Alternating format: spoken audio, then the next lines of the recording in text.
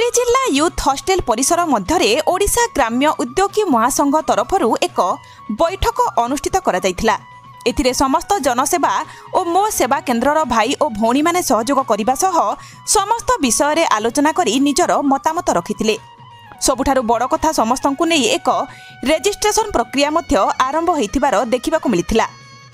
यथाशीघ्र सबु काम लीगल माध्यम रे हबो एवं समस्तंको मतामत को नै कार्यक्रम आगकु जीवो बोली समस्ते मतामत दैथिले। पुरीरु मानस कुमार दास को रिपोर्ट, प्रतिज्ञा लाइव। नमस्कार, मु सुकांत कुमार दास, ओडिशा ग्राम्य उद्योगी महासंघर राज्य परामर्शदाता भाव दायित्व नहीं। सारा ओडिशार जनसेवा केन्द्र एवं मो सेवा केन्द्र सदस्य मानक नहीं यही संगठन सृष्टि होईछि। विगत दिन में सरकार किसी भूल निष्पत्ति जहाँकि जनसेवा केन्द्र एवं मो सेवा केन्द्र को आर्थिक दुर्बल कर तेणु से दृष्टि आम प्रत्येक ब्लॉक प्रत्येक जिला बुली बुली संगठन ठिया करुचु। विगत एक वर्ष पूर्व जहाँ कार्यक्रम होता आज यह प्रतिफलित होती पुरीर क्षेत्र में। तेणु प्रभु जगन्नाथंकर आशीर्वाद नहीं आज संगठन कार्यक्रम आमर ये शुभ पड़ा।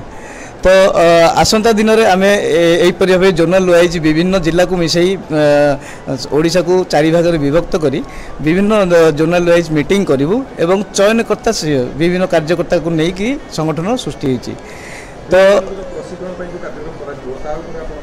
हाँ, प्रशिक्षण साधारणतः गोटे संगठन में दक्षता बढ़े, संगठन तो जोड़ी हेले निजर दक्षता बढ़, ज्ञान बढ़, ज्ञान बढ़ले आर्थिक शक्ति बढ़। तेणु यही दृष्टि संगठन मूल मंत्र है ज्ञान निय, संगठन को शक्तिशाली करो, निजे आर्थिक शक्तिशाली हुओ। तेणु आसंता दिन में आम प्रत्येक जिले में प्रशिक्षण शिविर रखिबू एवं वर्तमान चली कार्यकर्ता चयन शिविर। तो कार्यकर्ता चयन होला परे आम प्रशिक्षण शिविर बहुत शीघ्र आरंभ करूँ एवं आसंता नवेम्बर मासरे जोन 2 माने आउ किछि जिला को लेकिरी बड़ कार्यक्रम करा जिवो। तेणु आमर लक्ष्य एवं कार्य पद्धति स्थिर हो जाइए। आसंता दिन में आपण देखिए यह सारा ओडिशा रे गुंजरण सृष्टि हम। मु गौरशंकर मिश्र, ओडिशा राज्य ग्राम्य उद्योगी महासंघ जोटा कि VLE महासंघ तार राज्य सभापति। मुख्य उद्देश्य हूँ जे जो VLE माने आमर काम करुछंती सेमाने सबु विषय रे सेते पारंगम न, सबु विषय अर्थ प्रतिटी सर्विस उपर नॉलेज ना। कारण दिन को दिन गोटे गोटे VLE बढ़ुंट ज्ञान वृद्धि करने से समस्या को लेकिन राज्य स्तर पहुँचाइबा और तार समाधान पाई।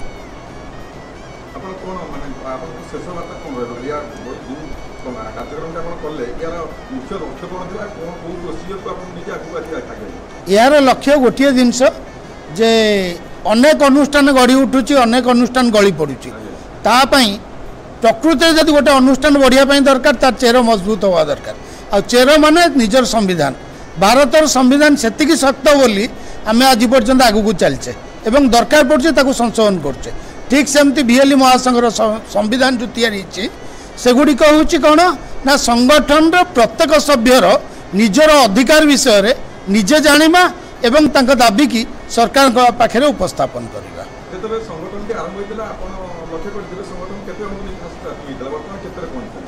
संगठन प्रथम आरंभ होता जदि कह आरंभ होता तो प्राय 82 जन को लेकिन यहाँ आरंभ होता 11 अक्टोबर 2024 खोर्धा बरुणी प्रदेश में। आज एटी जो पहुँचू एटी आम प्रति जिलार बछा बछा माने प्रतिनिधि माने एटिक आसते आज मोट 10टी जिलार 151 जन।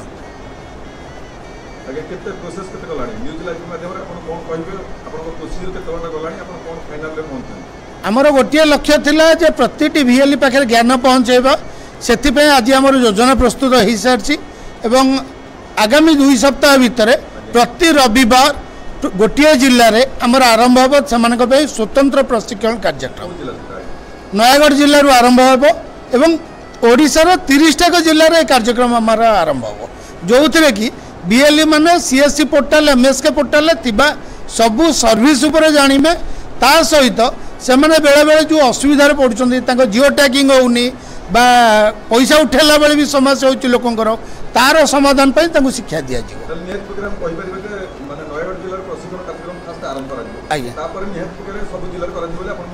नयगढ़ जिला आज स्थिर हो जाइए नयगढ़ पर खोर्धा तापर पुरी यहीपरी सीरियल आमर चलो कारण 30टा जिला आमर प्रशिक्षक पुणी ठीक करा पड़ो जो मैंने कि अन्य जिला गुड़ी को कवर करेंगे आवश्यक स्थले गोटे दिन 2-2टा जिले में कार्यक्रम हो पारे।